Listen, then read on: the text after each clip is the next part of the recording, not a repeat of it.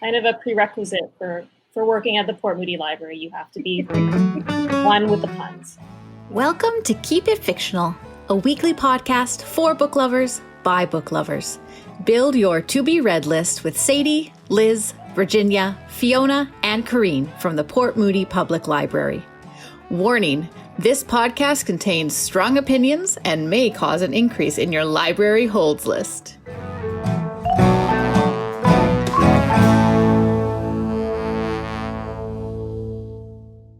Hello, everybody, and welcome back to another Port Moody Public Library book chat. Now, before we reveal what books we'll be talking about today, let's take a look at who's on our panel again. It's us again! Who would have thought? It's so different. Oh my gosh. Right. Oh my goodness. I'm wearing a different shirt. To make it look like we actually, have other clothes besides our sweats, I don't own any sweatpants.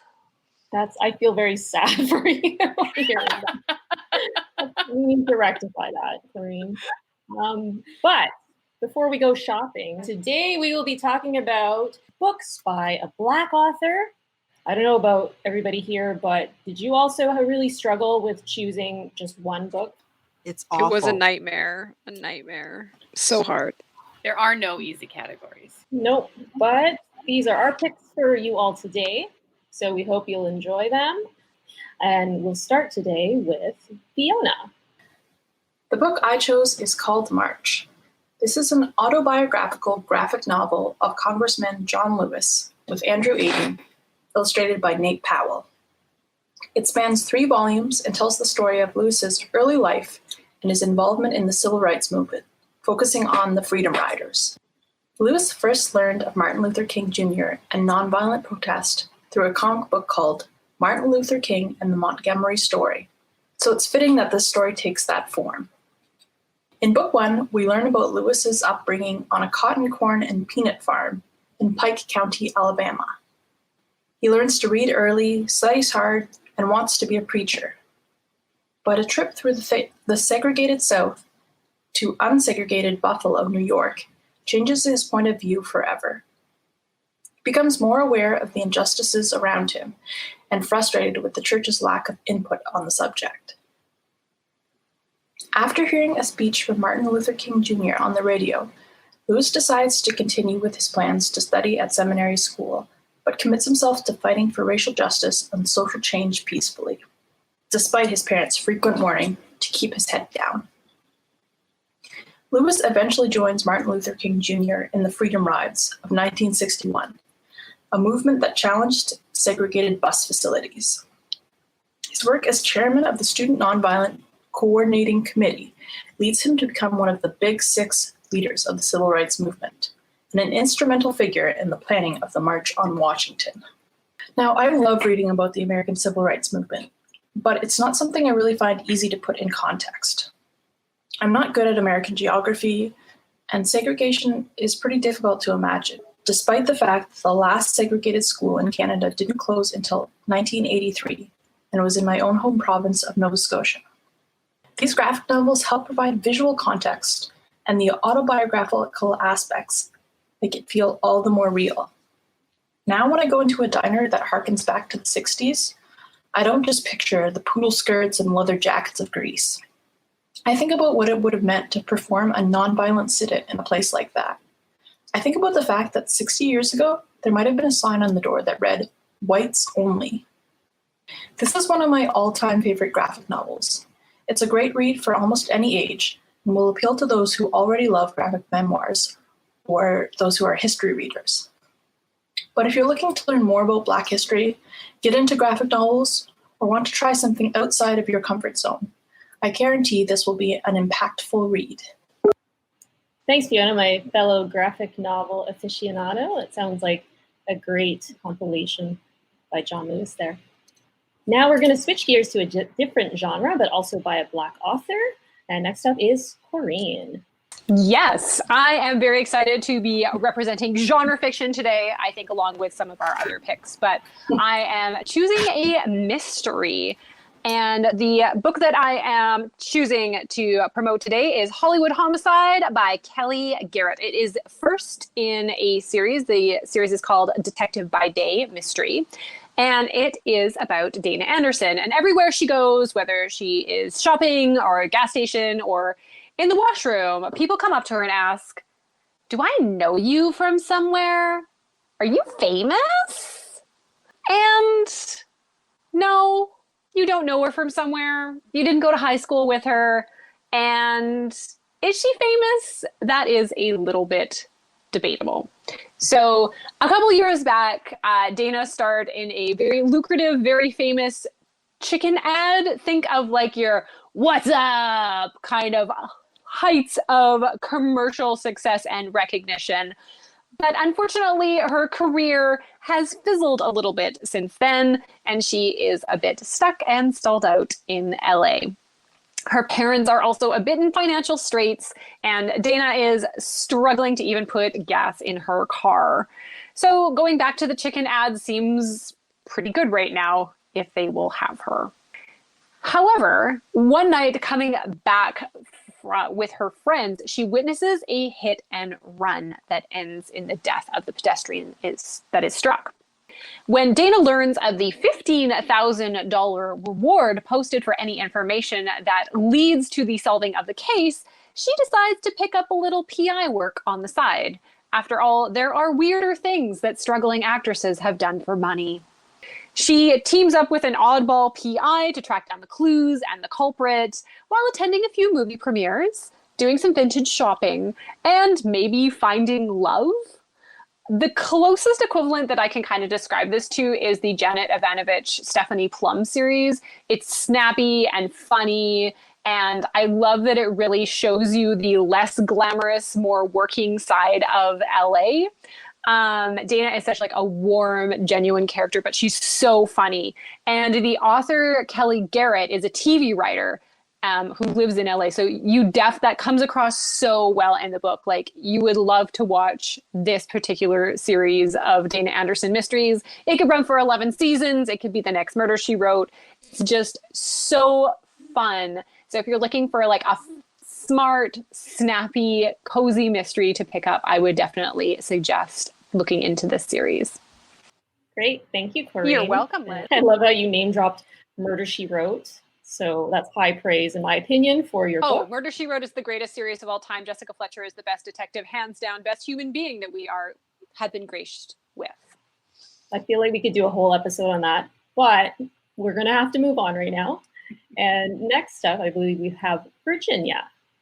Now for something completely different. So I picked The Prey of Gods by Nicky Drayden for this category. And this is her debut novel. Nicky Drayden, I read one of her other book, and she's probably going to be the person that I'll read everything and anything that she writes. She's amazing. I don't know where to begin to tell you about this book, because this is just the most banana pants book that I've ever read in my life. One of the most banana pants, just like her other book.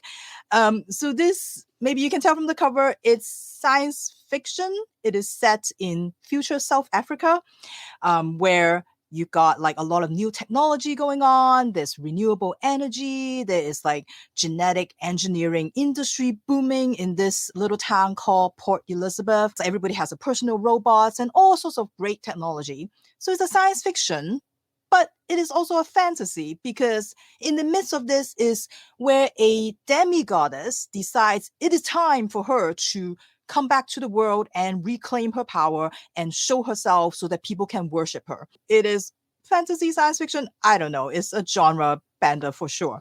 So the story has sort of from the point of view of 5 different characters. We have Musi, who is a teenager raised in a very traditional family, and he is experimenting as a teenager with drugs and, other things, and also try to discover his own sexuality and having a lot of feelings for his best friend Elkins. And he's not really sure how that's going to go, because if he comes out, he know his family will probably be disappointed in him and that he might lose a best friend. So he's not really sure what's going on with that. Then there's Nomvula, who discovers with the help of this really strange, creepy man in town that she's not just a human. and that she has these special powers and she's trying to learn how to control it and also decide what she wants to do with this power that she has. Then we have Rhea, a pop singer. She's at the top of her career. She's going to have like the biggest concert in Port Elizabeth. Everybody loves her. Everybody knows her songs. But she has multiple sclerosis. And so she's trying to hide that from everybody. The only person that knows about it is her drug dealer, who is supplying her with drugs to numb the pain. And so she doesn't really know how long she can do this for. Then there's Wallace Stoker, a rising politician. Everybody thinks he is so good, he should run for a premier, and he's having pressure from everywhere for him to go the next step, especially from his mother. But all he cares about is to nail this audition so that he could become the opening act for Rhea as Felicity Lyons, the next pop diva that is going to dazzle the world with her song, her voice, and her dance moves. That's all he cares about. So he's trying to figure out, well, do I go with my own dreams or do I go with my mother's dreams? So with all of that, of course, there's also Sydney. Sydney, the aforementioned demigoddess who's trying to take over the world. During the day, she works at a nail salon, trying to make ends meet, and she can use her mind-reading power to find the most complimentary shade of nail polish for all the clients so that they can look fabulous. But at night, she is trying to grow her power one murder victim at a time, because there's only two ways a god can get power. One is by faith, by inspiring faith, by making people believe in you, or you can inspire fear. And of course, that's the easier route according to her. So she's going to choose that. And so it's up to the other four characters to try to figure a way to deal with Sydney, this rising goddess. And also, did I mention that there's also robots who are maybe becoming sentient and that they are probably staging an uprising right now. This book is, as I said, banana pants. It is just so crazy. There's like, I was like, how do you come up with this stuff? She is so good at coming up with fresh and new ideas. The book is hilarious. So if you think you have read everything in speculative fiction, if you think you know all the trope, the storylines, I would suggest give this one a try. I bet you'll find something new to you. So this is The Prey of Gods by Nicky Drayden. Wow, that does sound banana pants, for lack of a better word. But yeah, very interesting. It sounds fascinating, all these different storylines. And now let's see what Sadie has in store for us. All right, so I've liberated the book from under my cat, who had decided that she was also a fan of my pick today. So I am going to be talking about A Blade So Black by L.L. McKinney. And this is the author's debut novel, and it tells the story of Alice. Or Allison, but most commonly known as Alice. And the night that Alice's father died, in shock, Alice runs out of the hospital, hides herself in an alley to deal with her pain. She looks up to discover that a monstrous creature is sitting in front of her. And this monstrous creature looks like it is not very happy and it is going to attack her. So just as it jumps up to kill Alice, this young man appears and kills the creature right in front of her. Alice is a little bit stunned. She's still dealing with her grief, and now she is dealing with a monstrous creature that has just been killed by someone who appeared out of nowhere right in front of her. So this young man, who introduces himself as Addison Hatta, introduces Alice to the world of Wonderland. Now, Wonderland, many years ago, was this beautiful dreamscape world ruled by the Queen of Hearts. She had 3 beautiful daughters. It was just a wonderful place. But then tragedy struck the royal family. In an attempt to gain back what the queen lost, she tries to get power and unfortunately becomes corrupted by that power, turning her into the Black Queen and causing Wonderland to go through a horrifying and devastating war. Now, the queen's daughters, the White Queen and the Red Queen, do manage to defeat their mother. They bring Wonderland back from this horrible, horrible time. Now, present day, Alice is taken by Addison and she is trained to be what is called a dream walker. Now, because of everything that happened in Wonderland, they have what are called nightmares. And these are human-created nightmares that take on a physical manifestation of a monstrous type creature. So now that Alice is a full-time dream walker, she goes into Wonderland and she defeats these creatures. However, Alice has decided that it's probably time for her to retire. Her mother is getting increasingly worried. In Alice's parallel life as a regular teenager, her mother gets very, very concerned, and then a Black teenager is shot and killed by the police in Atlanta. And this causes her mother to worry even more that Alice is going to be the next person. So Alice decides it is time for her to retire. So she goes to tell Addison that she's retiring, only to find that Addison has been poisoned. And it is up to Alice to try and find out how she can cure Addison. So now she is having to navigate Wonderland once again, at the same time as having to navigate her regular life as a teenager in Atlanta. And she goes on this journey through Wonderland in order to save Addison and save the kingdom of Wonderland, which they're realizing is in much more trouble than they thought it was. This book is described by a lot of people as a mixture between Buffy, Vampire Slayer, and Alice in Wonderland. The character of Alice is often compared to the character of Buffy Summers. It's a really fun read if you are familiar with Alice in Wonderland, because you get a lot of very obvious references, as well as a lot of very kind of subtle references. So if you're familiar with the poetry of Lewis Carroll and Alice in Wonderland, you'll find a lot of references there. It's fun trying to figure out which characters are which characters from the original story. Addison Hatta, I think, is pretty. It's pretty obvious who he is from the original. But yes, it's a very fun read. It's the first of a series, which, as I'm sure everybody knows by now, I love a good series. So I have not read the rest of them. I just finished this one a few weeks ago. So I'm very excited to read the rest of them and see what happens in Wonderland. So changing gears again, but still sticking with the category books by a Black author. Today I have a little something different for you for my pick. Now this one is a graphic novel series. Well, if you can call 2 books a series. And it's called Check Please by Ngozi Ukazu. Now, this, I gotta warn you, this series is different from the type of book I normally read. So if you've been tuning into our book chats, you'll know that I tend to read books that are sad or very contemplative, not your usual happy, joyful books. However, Check Please is the complete opposite of this. It is joyful, it is full of sports, hockey, which I love. It's got romance in it, hits lots of points that I don't usually get out of other books. And that was incredibly refreshing for me. So Check Please centers around Eric Biddle, AKA Biddy, because of course in the sports world, everybody has to have a nickname. And he, oddly enough, is a figure skater who has somehow ended up playing college hockey.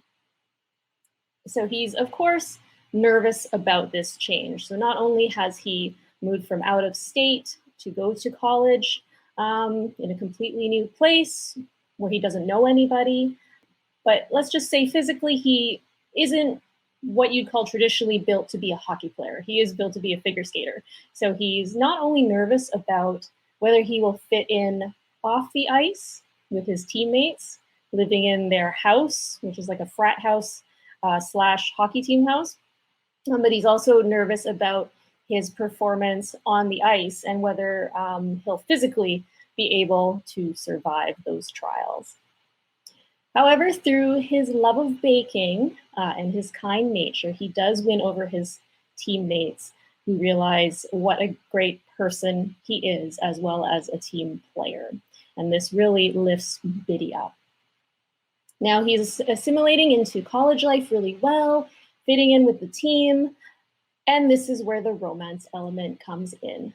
So Biddy develops a crush on his team captain, Jack Zimmerman, who is an all-Canadian guy. Now, he comes from a hockey family, and he's slated to be a star being drafted into the big leagues. So the unnamed big leagues here, which I think most of us know what that is. However, Biddy's not sure about Jack's sexual orientation. So he's kind of coming to terms with these budding feelings and also his own sexuality and how that will affect his relationship with Jack as captain on the ice, as well as that of his teammates. So Biddy's going through a lot. But as I mentioned, this is a feel-good book, a feel-good series. Book 2 was recently released earlier this year, and it's called Sticks and Scones, and where you'll get to continue on with the story of Biddy. I'm not going to give anything away, but you definitely get lots more Biddy, lots more baking, and lots more hockey. I have to say, I quite like Sticks and Scones. I'm a fan of the pun title, so that's good. That's good. And yet you don't read Cozy Mysteries, which are all puns. It's fair. That's fair. I can appreciate a good pun title, though, even if I don't read it. It's kind of a prerequisite for working at the Port Moody Library. You have to be one with the puns. I want to thank everybody for joining us as we talked about some amazing books. We hope you'll join us next week for another book chat. Bye for now. Thank you for listening. If you like our show, please tell a fellow book lover about it. You can find a list of all the books we discussed in our show notes. Join us next week for another fun book chat. Until then, keep it fictional.